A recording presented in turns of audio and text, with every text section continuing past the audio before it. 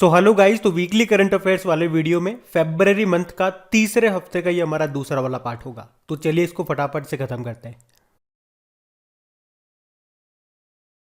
इस प्रश्न में आपको बताना है केरल का पहला कारवा पार्क ये किस जिले में खोला जाएगा। तो आंसर होगा इडुक्की। तो केरल का पहला कारवा पार्क है ये, जो कि इडुक्की जिले में स्थित एक सुंदर हिल स्टेशन वागामोन में जल्द ही यात्रियों के लिए खोल दिया जाएगा। अब इसमें क्या होगा, तो मैंने आप लोगों को एक उदाहरण दिया था। शाहरुख खान की एक मूवी आई थी स्वदेश नाम की, जिसमें उसके पास एक कैरावैन होती है जिसमें वो सफ़र भी करता है और रहता भी है। तो उसी वैन को बोलते हैं कैरावैन, और वही कैरावैन यहाँ पे पर्यटकों को दी जाएगी।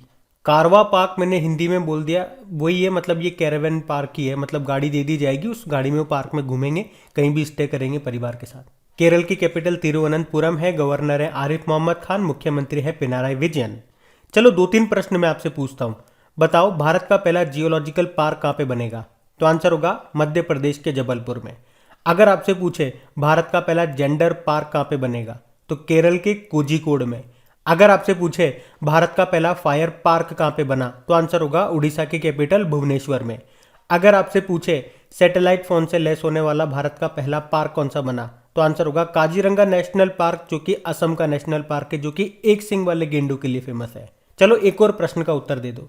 इटली ने अभी भारत के किस राज्य में अपना पहला मेगा फूड पार्क शुरू किया, तो इसका आंसर होगा गुजरात में। याद रखना, ये बढ़ते आगे। अब इस प्रश्न में आपसे पूछा जा रहा है अभी भारत की पहली वाटर टैक्सी सेवा का उद्घाटन कहां पे किया गया, तो आंसर होगा मुंबई में। हमारे शिपिंग मंत्री कौन है, सर्बानंदा सोनोवाल, जिनके पास आयुष मंत्रालय भी है। अभी उन्होंने ही जुड़वा शहर किसे कहते हैं, मुंबई और नवी मुंबई को, तो इन दोनों को आपस में जोड़ने वाली भारत में अपनी तरह की पहली वाटर टैक्सी सेवाओं को इन्होंने शुरू किया है। तो ये आप याद रखेंगे कहां पे, मुंबई में। लेकिन अगर एग्जाम में आपसे प्रश्न पूछा जाता है कि भारत की पहली पोड टैक्सी किन के बीच चलेगी, तो नोएडा एयरपोर्ट और फिल्म सिटी के बीच में। अच्छा बताओ भारत की पहली सौर ऊर्जा संचालित नौका का नाम क्या है जिसने गुस्ताव ट्रवे अवार्ड जीता था। आदित्य। चलो बताओ जल मेट्रो परियोजना वाला भारत का पहला शहर कौन सा है, तो आंसर होगा कोच्चि। यहाँ पे 23 बैटरी से चलने वाली इलेक्ट्रिक बोट लॉन्च की जाएगी, जिसे कोचिन शिपयार्ड लिमिटेड बना रहा है, और उन 23 में से पहली बोट आ गई है और उसका नाम रख दिया मुजिरिस नाम रख दिया उसका। अब एक और प्रश्न, अच्छा प्रश्न है ये। अटलांटिक को पार करने वाली दुनिया की पहली मानव रहित पोत का नाम क्या है, तो मे फ्लावर 400 उसका नाम है। और मुंबई से आपको याद आएगा अभी टॉम ट्रैफिक इंडेक्स 2021 आया था, उसमें सबसे भीड़ भाड़ वाले शहरों में भारत में बात करेंगे तो मुंबई टॉप पे है, और पूरे विश्व में मुंबई 5वें स्थान पर है। पूरे विश्व में सबसे भीड़ भाड़ वाला स्थान बताया गया टर्की की कैपिटल इस्तांबुल को। चलो कमेंट बॉक्स में टाइप करके बता दो टर्की ने अपना नाम चेंज करके क्या कर दिया है। और यहां से एक प्रश्न मैंने अभी बता दिया था, बीच में क्लियर कर दिया, जुड़वा शहर किसे कहते हैं, मुंबई और नवी मुंबई को। हाँ, यहां से भी एक अच्छा प्रश्न बन सकता है कि किन 2 संगठनों को, ऑर्गेनाइजेशंस को जुड़वा बहनें, ट्विंस सिस्टर कहा जाता है, तो ये भी अच्छा प्रश्न है। तो याद रखना, एक तो इंटरनेशनल मॉनेटरी फंड और वर्ल्ड बैंक को कहा जाता है। अच्छा आप तो ये बताओ पानी के नीचे कौन सी मेट्रो चलाई गई है, कोलकाता मेट्रो, हुगली नदी के नीचे। और बताओ राष्ट्रीय जलमार्ग 1 ये किस नदी पर है, गंगा नदी पर है, और ये सबसे बड़ा भी है। कहां से कहां तक, प्रयागराज से हल्दिया तक। और राष्ट्रीय राजमार्ग 2 ये किस नदी पर है, ब्रह्मपुत्र नदी पर है। कहां से कहा, धुबरी से सादिया, असम में। तो इतने फैक्ट्स मैंने आपको बताया, इनको ध्यान रखना। बढ़ते आगे। अब बताइए अभी मेटावर्स के भीतर दुकान लगाने वाला दुनिया का पहला बैंक कौन सा बन गया, तो आंसर होगा जेपी मॉर्गन बैंक। तो अमेरिका का सबसे बड़ा बैंक है ये जेपी मॉर्गन बैंक, और अभी मेटावर्स में ऑफिस खोलने वाला दुनिया का पहला बैंक ये बन गया है। तो अभी जेपी मॉर्गन बैंक ने ब्लॉकचेन आधारित विश्व डिसेंट्रालैंड में एक लाउंज खरीदा है। डिसेंट्रालैंड ये आभासी दुनिया है, वर्चुअल दुनिया है, जो कि ब्लॉकचेन तकनीक पर आधारित है। और डिसेंट्रालैंड ये सबसे बड़ी मेटावर्स परियोजनाओं में से एक है। तो इसमें क्या होता है, इसमें जो यूजर होता है, यूजर आप है, मैं हूं, जो भी यूजर होगा वो अपना वर्चुअल अवतार बना सकते हैं, अपना वर्चुअल स्पेस वहां पे बना सकते हैं। मतलब वर्चुअली आप वहां पर जा करके शॉपिंग वगैरह कर सकते हैं घर बैठे बैठे। मतलब इन लोगों ने क्या कर लिया, वहां पे वर्चुअली कोई शॉप खोल दी है, वर्चुअली कोई बैंक खोल दिया।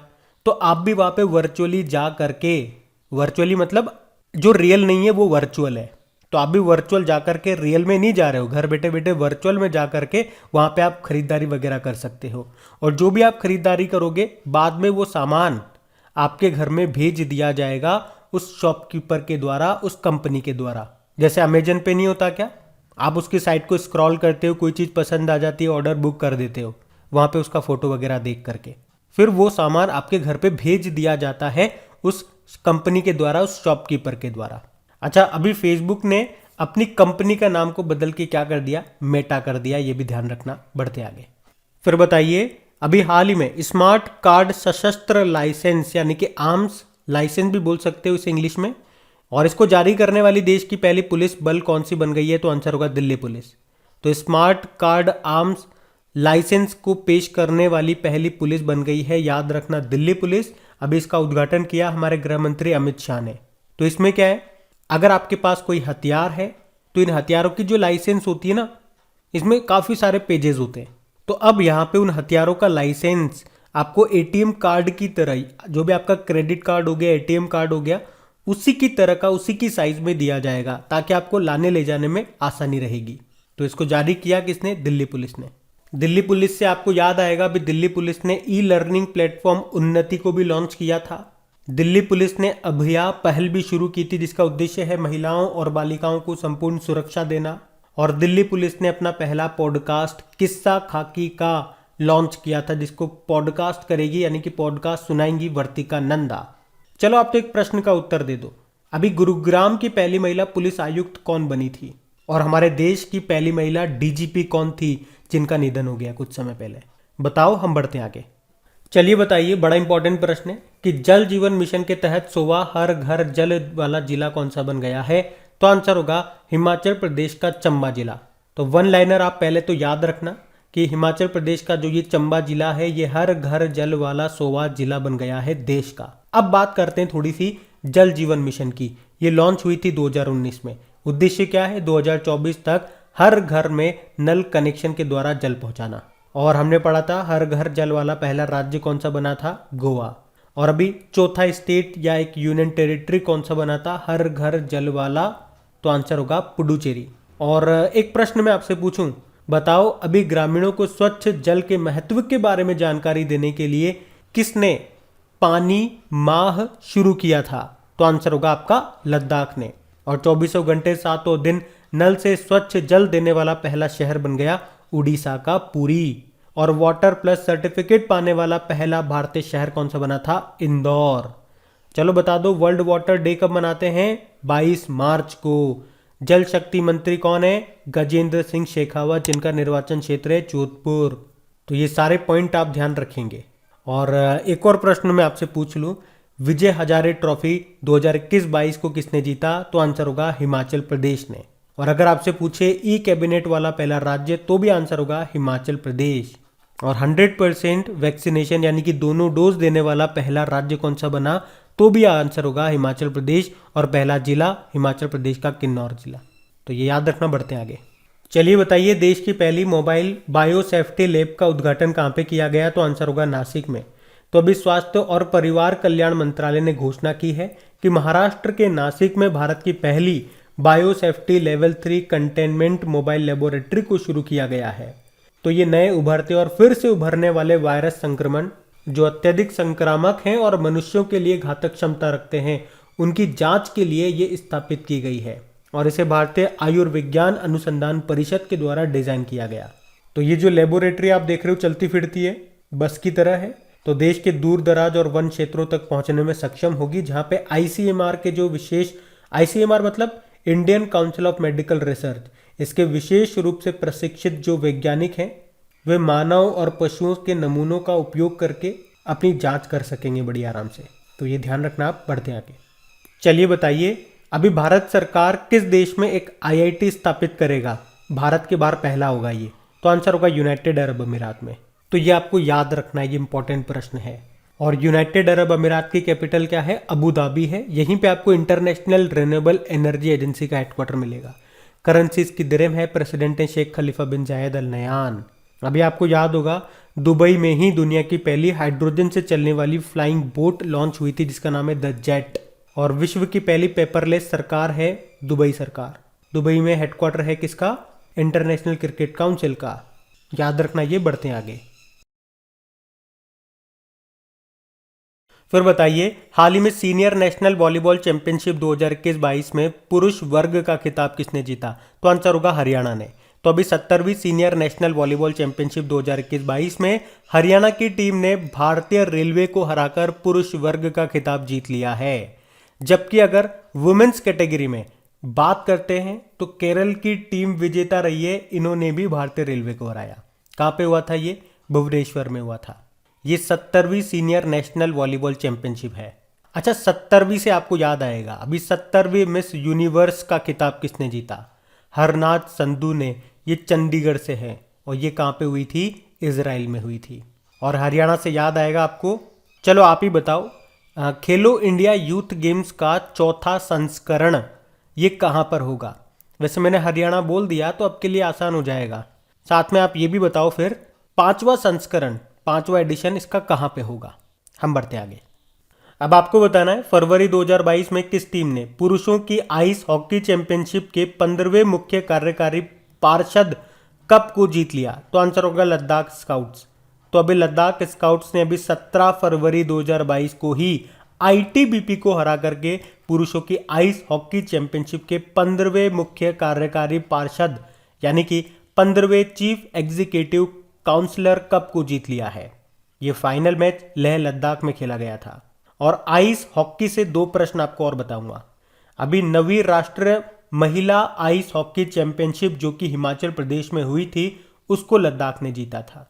और 2021 में जो नेशनल आइस हॉकी चैंपियनशिप हुई थी जम्मू कश्मीर के गुलमर्ग में उसमें आईटीबीपी विनर रहा था, लद्दाख हार गया था। ये भी ध्यान रख लेना। बढ़ते आगे। बताइए फीफा 2022 में किसने 2021 फीफा क्लब विश्व कप का खिताब जीता है? तो आंसर होगा चेल्सी। तो 2021 फीफा क्लब वर्ल्ड कप ये हुआ कहां पे? यूनाइटेड अरब अमीरात में। किसने जीता? चेल्सी फुटबॉल क्लब ने। ये इंग्लैंड का क्लब है, ये याद रखना। अच्छा कोपा अमेरिका 2021 किसने जीता था? अर्जेंटीना ने। यूरो कप 2020 किसने जीता? इटली ने। और 2022 में जो फीफा वर्ल्ड कप होंगे कहां पे होंगे? कतर दोहा में होंगे। और बताओ विश्व का पहला फीफा फॉर स्कूल प्रोग्राम ये किसने लॉन्च किया? उड़ीसा ने। अभी बेस्ट फीफा मेंस प्लेयर 2021 किसको चुना गया था? रॉबर्ट लेवांडस्की को। और best FIFA women's player of the year 2021 चुना गया था एलेक्सिया पुटेलस को। ये स्पेन की हैं और बार्सिलोना फुटबॉल क्लब के खिलाड़ी हैं। और रॉबर्ट लेवांडस्की ये पोलैंड के हैं और बायर्न म्यूनिक फुटबॉल क्लब के प्लेयर हैं। फीफा का हेडक्वार्टर ज्यूरिख स्विट्जरलैंड में है और प्रेसिडेंट है गियानी इन्फेनिटो। याद रखना। बढ़ते आगे। बताइए भारत का कौन सा शहर 2023 में अंतरराष्ट्रीय ओलंपिक समिति सत्र की मेजबानी करेगा? तो आंसर होगा मुंबई। तो भारत 2023 में याद रखना मुंबई में इंटरनेशनल ओलंपिक कमेटी सेशन की मेजबानी करेगा। और ये दूसरी बार होगा जब भारत आईओसी सत्र की मेजबानी करेगा, क्योंकि इससे पहले 1983 में भारत ने नई दिल्ली में इस इंटरनेशनल ओलंपिक कमेटी सेशन की मेजबानी की थी। और अब 2023 में करेगा। कहाँ पे? मुंबई में। मुंबई में जो जियो वर्ल्ड कन्वेंशन सेंटर है वहाँ पे।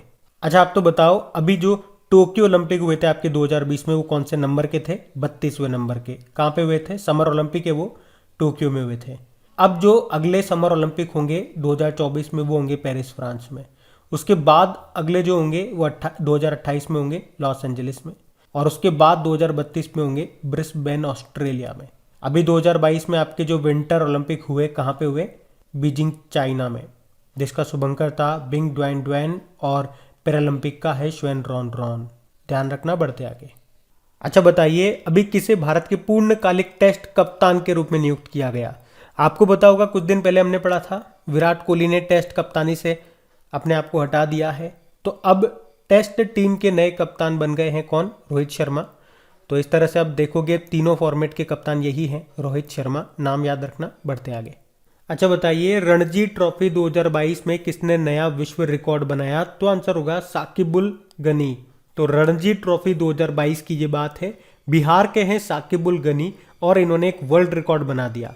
उन्होंने प्रथम श्रेणी डेब्यू में ही 13 शतक लगा दिया और इस तरह से 13 शतक लगाने वाले वो पहले खिलाड़ी बन गए।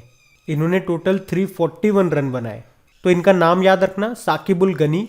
बाकी उन्मुक्त चंद का नाम भी याद रखो, क्योंकि बिग बैश लीग में खेलने वाले पहले भारतीय पुरुष क्रिकेटर बने थे ये।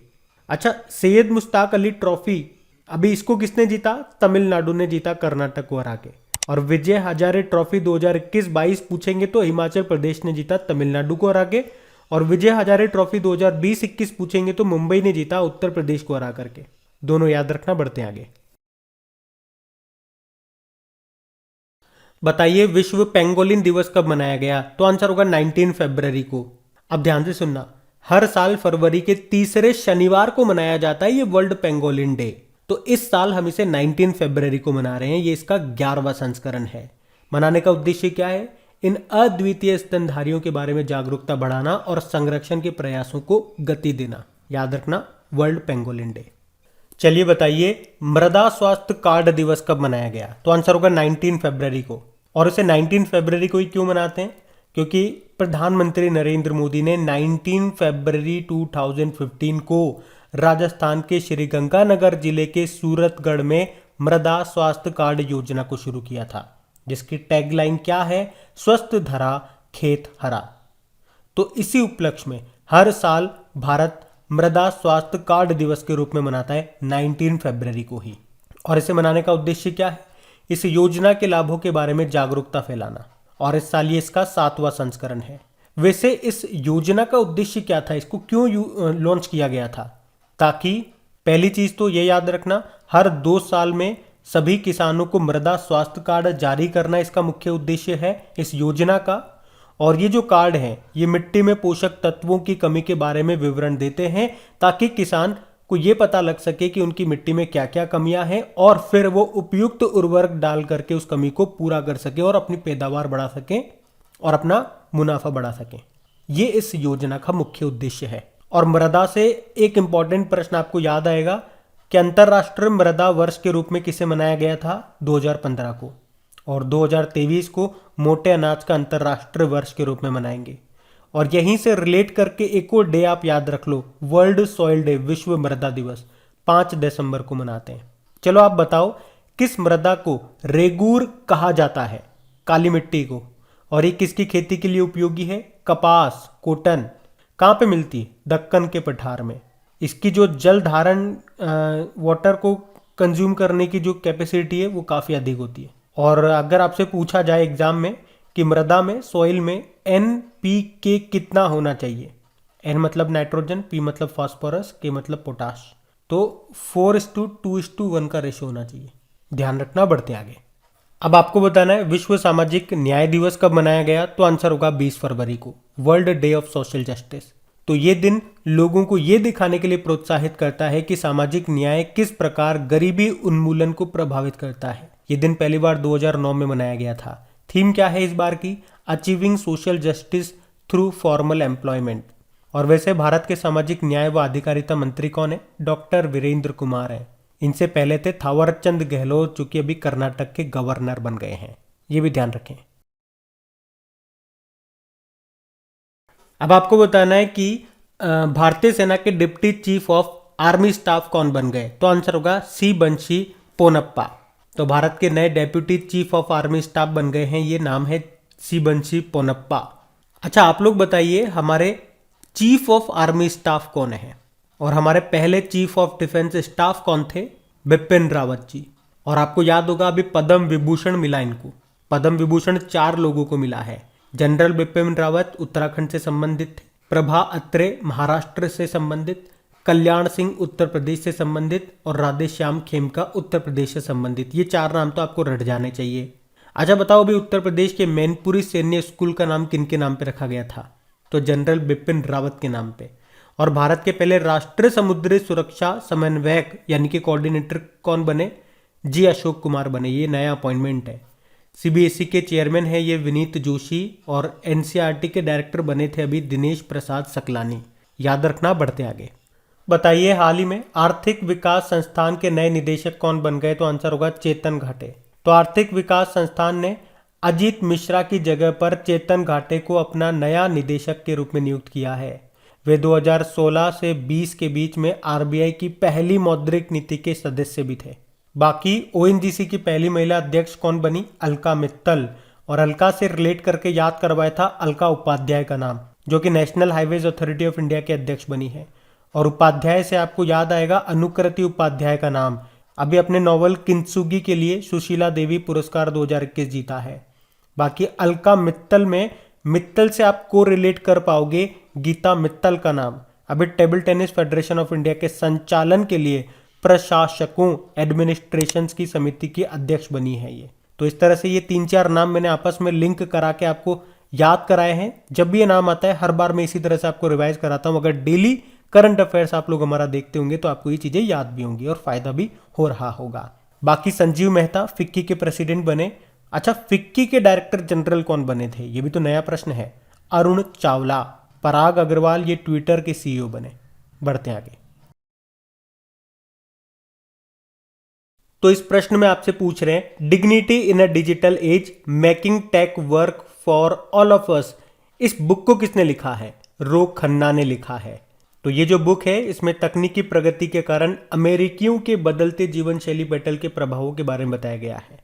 लिखा है रो खन्ना ने। अभी किरण बेदी ने एक बुक लिखी थी, उसका नाम है फियरलेस गवर्नेंस। और Subhash Garg the 10 trillion dollar नाम की बुक लिखी। और चंद्रचूड़ घोष ने सुभाष चंद्र बोस के ऊपर एक बुक लिखी थी, उसका नाम है Bose the untold story of an inconvenient nationalist. बढ़ते आगे। तो इस प्रश्न में आपको बताना है अभी किसे business leader of the year award से सम्मानित किया गया? तो आंसर होगा योहन पूनावाला को। तो अभी ऊर्जा अवार्ड्स 2022 में विभिन्न पूनावाला समूह की कंपनियों के अध्यक्ष और निदेशक योहन पूनावाला को 2022 के business leader of the year award से सम्मानित किया गया। अच्छा, संदीप बख्शी का नाम आपको याद होगा, आईसीआईसीआई बैंक के एमडी सीईओ है ये। और अभी इन्हें business standard banker of the year 2020-21 के रूप में चुना गया था। और अभी असम राज्य ने अपना सर्वोच्च सम्मान जिसे कहते हैं असम वैभव, वो किसको दिया? रतन टाटा जी को। और भारत की पहली United Nation Development Programme youth climate champion कौन बनी है? प्राजक्ता कोहली। बताइए मार्च 2000 डेफ एक्सपो 2022 का आयोजन कहां पे किया जाएगा? तो आंसर होगा गांधीनगर में। डेफ एक्सपो मतलब डिफेंस की प्रदर्शनी, मतलब हमारा जो रक्षा मंत्रालय है वो देश की सैन्य ताकत का प्रदर्शन करती है। यहाँ हथियारों से लैस टैंक और मिसाइलों का प्रदर्शन किया जाता है। तो ये मार्च में होना है। कहाँ पे होना है ये याद रखो, गांधीनगर गुजरात में। हर 2 साल में एक बार होता है। आखिरी बार 2000 था। कहाँ पे हुआ था? लखनऊ यूपी में हुआ था। और इसी के साथ और अभी हमारे जो रक्षा मंत्री हैं राजनाथ सिंह जी, उन्होंने इसके लिए एक मोबाइल एप्लीकेशन भी लॉन्च किया है जिसमें वहां की सारी डिटेल्स आपको मिल जाएगी। अच्छा, आप यूं बताओ ब्रह्मोस विनिर्माण केंद्र कहां पर है? तो आंसर होगा लखनऊ में। अच्छा, बॉर्डर रोड ऑर्गेनाइजेशन के बारे में आपने सुना होगा, ये किस मंत्रालय के अधीन आता है? ये अच्छा क्वेश्चन है, क्योंकि नाम से आप समझोगे रोड यानी कि सड़क व परिवहन मंत्रालय के अंदर आता है, लेकिन ऐसा नहीं है, ये रक्षा मंत्रालय के अंदर आता है। और विश्व का सबसे बड़ा क्रिकेट स्टेडियम भारत में आपको मिलेगा अहमदाबाद गुजरात में, मोटेरा स्टेडियम, जिसका नाम प्रधानमंत्री नरेंद्र मोदी के नाम पे कर दिया। और आरबीआई के अनुसार भारत का सबसे बड़ा मैन्युफैक्चरिंग हब कौन सा राज्य बना? गुजरात बना है। अच्छा, आईपीएल की अभी 2 नई टीमें हैं, एक तो लखनऊ और एक अहमदाबाद टीम। आपको इन दोनों के जो नाम बदल दिए गए हैं, मतलब जो इनके नए नाम है वो आपको बताने हैं। बताओ, हम बढ़ते हैं आगे। अब आपको बताना है पाकिस्तान ने अभी किसे अपने दूसरे सर्वोच्च नागरिक सम्मान से सम्मानित किया? तो आंसर होगा बिल गेट्स को। तो माइक्रोसॉफ्ट के सह संस्थापक हैं बिल गेट्स। पहली बार ये पाकिस्तान की यात्रा पर गए, जहां पे पाकिस्तान के राष्ट्रपति जो है आरिफ अलवी, उन्होंने बिल गेट्स को देश के दूसरे सर्वोच्च नागरिक सम्मान जिसको कहा जाता है हिलाल ए पाकिस्तान, इससे सम्मानित किया। उन्हें पोलियो के उन्मूलन और देशवासियों की बेहतरी में जो उन्होंने योगदान किया है उसी के सम्मान में ये सम्मान दिया। बिल गेट्स से आपको याद आ जाना चाहिए, अभी इन्होंने एक बुक लिखी थी, क्या नाम है? How to prevent the next pandemic. अभी रतन टाटा जी की जीवनी आ रही है, यानी कि बायोग्राफी आ रही है, जिसका नाम है Ratan and Tata the authorised biography, जिसको लिखा है डॉक्टर थॉमस मैथ्यू ने। शशि थरूर की बात करेंगे, कौन सी बुक लिखी है? प्राइड प्रेजुडिस पुंडित्री। और प्रभात कुमार ने लिखी है पब्लिक सर्विस एथिक्स नाम की बुक। चलिए बताइए अभी कहाँ करियर काउंसलिंग वर्कशॉप जिसका नाम है परामर्श 2022 ये शुरू किया गया? तो आंसर होगा राजस्थान में। तो अभी संस्कृति और संसदीय मामलों के जो राज्य मंत्री हैं अर्जुन राम मेघवाल, उन्होंने राजस्थान में बीकानेर जिला क्षेत्र के छात्रों के लिए एक मेगा करियर काउंसलिंग वर्कशॉप परामर्श 2022 को शुरू किया। और इस कार्यशाला में बीकानेर जिले के हजारों निजी और सरकारी स्कूलों के और मुख्य रूप से ग्रामीण क्षेत्रों के 1 लाख से ज्यादा छात्रों ने भाग लिया। ये भारत में इस तरह की पहली घटना होगी जब एक कार्यशाला में 1 लाख से ज्यादा छात्रों ने करियर काउंसलिंग में पार्टिसिपेट किया हो। और यही कारण है कि ये प्रश्न मैं यहाँ पे रख रहा हूँ, बाकी इसमें बताने लायक और कुछ भी नहीं है। राजस्थान की कैपिटल जयपुर, ये जान लो, पिंक सिटी इसको कहते हैं। अभी जयपुर को वर्ल्ड हेरिटेज साइट का दर्जा मिला था और विश्व का तीसरा और भारत का दूसरा सबसे बड़ा क्रिकेट स्टेडियम यहीं पे बन रहा है। मुख्यमंत्री अशोक गहलोत हैं, गवर्नर हैं कलराज मिश्र। चलो एक प्रश्न आप ही के लिए हो जाए, अभी कलराज मिश्र ने एक बुक लिखी थी, उसका नाम बता दो बस आप। तो गाइज ये लीजिए, आपके फरवरी के तीसरे वाले हफ्ते का सेकंड वाला पार्ट भी खत्म हो गया। इससे पहले फर्स्ट वाले पार्ट में हमने कौन कौन से डे कवर कर लिए थे? 15 फरवरी, 16 फरवरी, 17 फरवरी और 18 फरवरी। इस वाले पार्ट में हमने 19 फरवरी, 20 और 21 फरवरी को कवर कर लिया। अब हमारे क्या बच गए? 22 से लेकर 28 फरवरी तक, यानी कि हमारा जो चौथा वीक आएगा उसमें 2 पार्ट बनेंगे। एक में 4 दिन के क्वेश्चन आ जाएंगे, अगले वाले पार्ट में 3 दिन के क्वेश्चन आ जाएंगे। इस तरह से उसको भी हम खत्म कर लेते हैं। कुछ कारण था, उस वजह से वीडियोस अपलोड नहीं हो पाए, लेकिन अभी पूरी मेहनत कर रहा हूँ, पूरा ट्राई कर रहा हूँ कि जल्दी से 1 आध दिन में सब कुछ कवर हो जाए। बाकी वीडियोस को प्लीज़ अपना सपोर्ट जरूर दीजिए, आप लोग सपोर्ट नहीं दे रहे हैं वीडियोस को, इन्हें लाइक और शेयर जरूर करिए।